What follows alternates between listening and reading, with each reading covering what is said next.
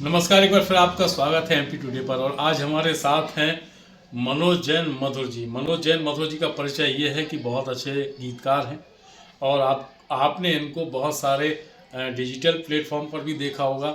आपने इन्हें कवि सम्मेलन के मंच पर भी देखा होगा और आपने इन्हें समीक्षा करते हुए भी देखा होगा। तो सीधे बात करते हैं मनोज जैन जी से। मनोज जी, आपका बहुत बहुत स्वागत है एमपी टुडे बहुत पर। बहुत नमस्कार जगत जी। आप तो एक बहुत प्रतिष्ठित नाम है और बड़ा चैनल चलाते हैं, और ये मैं इसे सौभाग्य समझता हूँ कि आपने आज मुझसे बातचीत करने का समय निकाला और हम बैठ के आपस में बातचीत कर रहे हैं। बहुत बहुत धन्यवाद। मेरा पहला सवाल ये रहेगा कि जो नई पीढ़ी है, आप चूँकि नव गीतकार भी हैं, तो नई पीढ़ी जो है वो कितना इंटरेस्ट ले रही है नवगीत के क्षेत्र में। और अगर आपके जेहन में कोई नाम हो जो बहुत अच्छे लेवल पर जा रहा हो तो आप ज़रूर बताएं। जी भाई साहब, देखिए, मैंने जहाँ तक पाया है पिछले एक दशक से मैं बहुत गहराई से इन चीज़ों को देख रहा हूँ कि आज जो नई पीढ़ी के सामने जो साहित्य के प्लेटफॉर्म हैं, दो तरह के दिखाई देते हैं। एक तो ये है कि वो छांदसिक कविता की ओर जाता है, जहाँ पर पारंपरिक शुद्ध छंदों का अभ्यास कराने वाले थोड़े नहीं बहुत सारे पठन हैं जहाँ पर सक्रिय हैं। लेकिन मैंने उनमें एक चीज़ पाई है कि वहाँ पर वो मात्राओं का ज़बरदस्त अभ्यास कर लेते हैं और उनमें छंद की साधना आ जाती है। लेकिन अब सवाल उठता है कि छंद तो ठीक है, आपने साध दिया, लेकिन भाव के स्तर पर और कक्ष के स्तर पर वो बात कहीं न कहीं अधूरी रहती है। और जहाँ तक आपने नवगीत की बात की, तो नवगीत के क्षेत्र में बहुत सक्रिय लोग हैं, लेकिन उनकी संख्या उँगलियों पर गिनने लायक ही है। जैसे अगर हम भोपाल की ही बात करें एक बड़े परिदृश्य में, तो यहाँ नवगीत या गीत लिखने वाले लोगों की बहुत कमी है, ना के बराबर। मतलब मैं ऐसा कोई चेहरा नहीं ढूँढ पा रहा हूँ कि जो भविष्य में बहुत बड़े स्तर पर गीत को या नवगीत को रिप्रेज़ेंट करेगा। 30-35 की उम्र का ऐसा कोई गीतकार? अब देखिए, एक नाम अगर जैसे मैं लूँ चित्रांश वाघमारे, तो वो 30-35 को क्रॉस कर जाते हैं। उन्होंने काफ़ी मेहनत की, और यह जो काम है शुद्ध रूप से बहुत गहरे अभ्यास की मांग करता है। नितांत जब तक आपका अध्ययन नहीं होगा, दूसरे रचनाकारों को आपने घोर रूप से नहीं पढ़ा होगा, तो आप लाइन तो लिख पाएंगे, लेकिन कथ्य आपको कैसे लाना है, कैसे समेटना है, वहाँ मुश्किल होगा। कोई कार्यशाला ऐसी चलती है क्या? यहाँ पर ऐसा कुछ होता है जिससे लोग सीखें? हाँ, गीत के और नवगीत के क्षेत्र में ऐसी कोई कार्यशाला देखने को नहीं आती है। जिसका जिक्र मैंने अभी आपसे किया कि पटल से लोग बहुत सीखते हैं, लेकिन यह तो मौलिक प्रतिभा से उद्भूत चीज़ें होती हैं, जिनकी आवश्यकता आपको स्वयं को प्रयास के माध्यम से करना पड़ती है।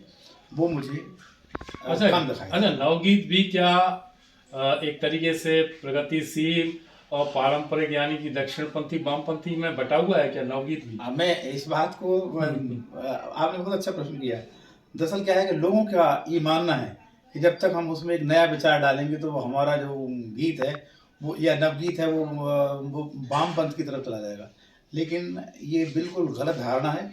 हाँ, इस तरह से प्रचारित बहुत किया गया है वामपंथियों की तरफ से, वामपंथ की तरफ से खास तौर से जो विचार है कि हमको लगता है कि जब तक हम वो गरीबी और इस तरह की बात नहीं कहेंगे तो नवगीत में हमारा, ना हाँ, कहें। नवगीत तो फिर वो है ही नहीं।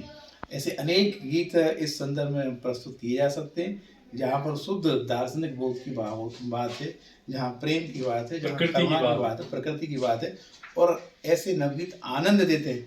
उदाहरण के तौर पर जैसे आज का ही आप वागर्थ एक मेरा समूह चलता है, जिसका मेरा तो नहीं कहूँगा, सामूहिक 10-12 हज़ार उसके पाठक हैं। एक रवि शंकर जी का मैंने एक कतरन डाली हुई है, आप पढ़ के देखिए। प्रकृति का छोटा सा, मुश्किल से 20 लाइनें होंगी, लेकिन नवगीत की उत्कृष्टता का एक बहुत अच्छा उदाहरण आपको देखने को मिलता है। तो ऐसे गीत दिखाई हम देते। अच्छा, नवगीत हो या और भी नए साहित्यकार हों, क्या भोपाल में या मध्य प्रदेश में साहित्यिक राजनीति की भेंट चल रहे हैं कि बड़े बड़े खलीफा बैठे हुए हैं, अगर उनका आपने महिमा मंडन नहीं किया और उनका अभिषेक नहीं किया तो फिर आप आगे नहीं बढ़ पाएंगे? ये आपने महसूस किया क्या? मैंने बहुत अच्छे से महसूस किया है, और ये अमूमन सभी जगह देखने को मिलता है कि एक जो वर्चस्ववाद था की बात होती है, जो माने ये मान के चलते हैं कि हमारे बिना कुछ नहीं होता। ऐसे लोग बड़ा तुष्टिकरण की राजनीति में मतलब उनका संलग्न एक नई पीढ़ी को करके रखते हैं। और इससे जहाँ तक मैंने ये पाया कि जो मौलिक प्रतिभा होगी वो तो छिटक जाएगी, तो उसके पास बहुत अध्ययन होगा, विवेक होगा। हाँ, वो तो लेकिन जो अधर कचरे रचनाकार है, जिन्हें लगता है कि मंच यहीं से मिल रहा है, वो सारे सम्मान या दूसरे जो उपकरण है जो मिलने की संभावना है, तो वो भटक जाते हैं। भोपाल में कोई दो चार ऐसे खलीफा या ऐसे मठ जिनका हम उल्लेख कर सकें? उल्लेख में सीधे अप्रत्यक्ष रूप से मैं कह सकता हाँ, हूँ कि प्रत्यक्ष हाँ, तो है। जैसे उन्होंने कई लोगों ने अलग अलग एक जो लोगों को जोड़ कर रखा है, जैसे कि आप युवाओं का प्रतिनिधित्व करते हैं, या कहें कि आप हमारे पास बैठी, हम आपको बहुत सारी चीज़ें ऐसी बता देंगे जो कहीं नहीं मिलेंगी। लेकिन नहीं, मेरा ये मानना है कि स्वयं का अध्ययन, अध्यापन और सतत संपर्क का मतलब, यदि आप पढ़ रहे हैं, आप चलिए गद्य लिख रहे हैं, तो गद्य साहित्य को आप कितना पढ़ते हैं, कितने लोगों को पढ़ा है आपने, अपने समकालीनों को या अपनी परंपरा को, वो चीज़ आपको मजबूत करती है। और चाहे गीत हो या नवगीत हो, बिना अध्ययन के, बिना पढ़े, और वो खलीफा भी काम जो होते हैं आपके, वो मठाधीश भी काम जो होते हैं, देखो अनुभव का संसार तो उनके पास ही है। हाँ, कम से कम वो उस लायक तो हों। और अगर आप विवेकशील हैं, वो प्रज्ञावान हैं, हाँ, तो उनसे ही बहुत कुछ निकाल सकते हैं। बहुत बहुत धन्यवाद आपका, बहुत अच्छी आपसे चर्चा हुई है। और ये कार्यक्रम के अंत में आपसे एक आपका कोई भी छोटा सा नवगीत सुनना चाहेंगे? मैं जब पीर पिघलती है मन की, तब गीत नया मैं गाता हूँ।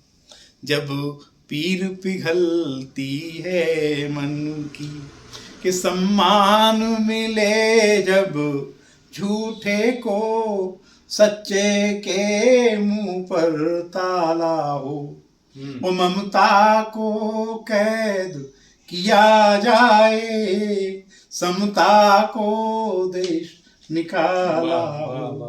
वो सपने जब टूट बिखरते हों, सपने जब टूट बिखरते हों, तब अपना फर्ज निभाता हूँ। जब पीर पिघलती है मन की, तब गीत नया मैं गाता हूँ।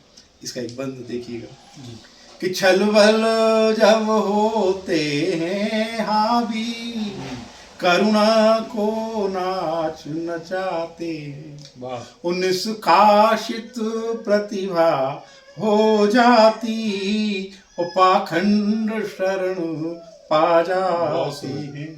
तब रोती हुई कलम को मैं, तब रोती हुई कलम को मैं, चुपके से धीर बंधाता हूँ। जब पीर पिघलती है मन की, तब गीत नया मैं गाता हूँ। कि वैभव दुत्कारो गरीबी को, वैभव दुत्कारो गरीबी को, पग पग पर नीचा दिखलाई, वो जुगनू उड़ कर के सूरज को जलने की विद्या सिखलाई।